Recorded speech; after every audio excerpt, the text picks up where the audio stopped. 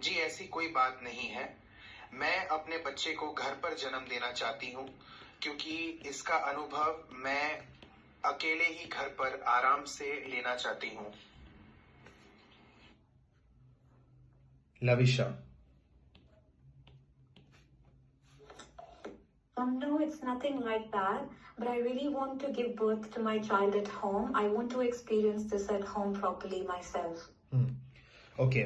Now these words, because they are important. They are your connectors. ठीक है. आपको अगर हम ये बिकॉज, ऑल्सो, एंड ये सब नहीं लिखेंगे तो हमें पता नहीं चलेगा कि इस सेंटेंस को इस अगले सेंटेंस से जोड़ना कैसे है. ठीक है, इसीलिए इन चीजों को स्किप नहीं कर सकते हम. बिकॉज को देखिए, मैंने बिकॉज को शॉर्ट फॉर्म में लिखा है. फिर उसने बोला experience I alone home peacefully, शांति से, पीसफुली. ठीक से अगर बोला होता तो प्रॉपरली चलता, तो मैं ऐसे लिखता PRP. पर क्योंकि उसने बोला शांति से उसका होता है पीसफुली, तो मैंने PCF लिख दिया. ठीक है. So first line was correct, second line was absolutely correct.